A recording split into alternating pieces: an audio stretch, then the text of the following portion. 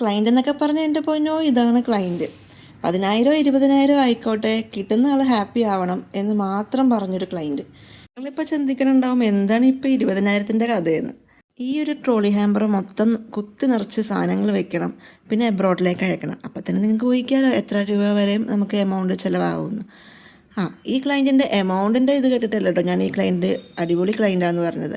ആ കൊടുക്കുന്ന ആളുടെ മനസ്സ്, അത് കിട്ടുന്ന ആൾ ഹാപ്പി ആവണമെന്ന് മാത്രം ചിന്തിക്കുന്ന ആ ഒരു മനസ്സുകൊണ്ടാണ്.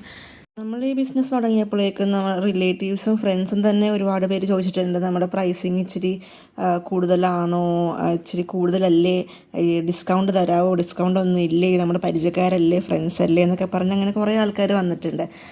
അതൊക്കെ വെച്ച് നോക്കുമ്പോഴത്തേക്കും കംപ്ലീറ്റ് സ്ട്രേഞ്ചറായ ഒരാൾ നമ്മൾ പൂർണ്ണമായിട്ടും ട്രസ്റ്റ് ചെയ്ത് ഇത്രയും വലിയൊരു വർക്ക് ഒന്നും തന്നെ ഒരു ബുദ്ധിമുട്ടും അറിയിക്കാണ്ട് നമ്മൾ തരുമ്പോഴത്തേക്കും അത്രയും നമ്മൾ എഫേർട്ട് ഇട്ടിട്ടാണ് ഓരോ കാര്യങ്ങളും മാക്സിമം നന്നാക്കി കൊടുക്കണം എന്ന് നമുക്ക് തന്നെ തോന്നും. നമ്മുടെ വർക്കിനെ വാല്യൂ ചെയ്യുന്നുണ്ടല്ലോ എന്ന് ഓർക്കുമ്പോഴത്തേക്കും ഒരു സന്തോഷം.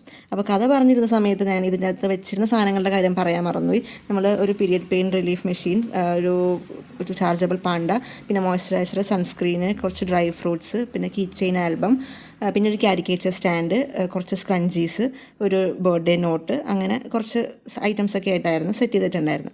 ഞാനീ പറഞ്ഞു വന്നത് എന്താണെന്ന് വെച്ചിട്ടുണ്ടെങ്കിൽ, നിങ്ങളൊരു ബിസിനസ് സ്റ്റാർട്ട് ചെയ്യാൻ തുടങ്ങുകയാണെങ്കിൽ നിങ്ങൾ ഫ്രണ്ട്സും ഫാമിലി സപ്പോർട്ട് ചെയ്തില്ലെങ്കിൽ വിഷമിക്കേണ്ട ആവശ്യമില്ല. നിങ്ങൾ സപ്പോർട്ട് ചെയ്യുന്നത് ഒരു കംപ്ലീറ്റ് സ്ട്രേഞ്ചർ ആയിരിക്കും. അപ്പോൾ ടാറ്റാ.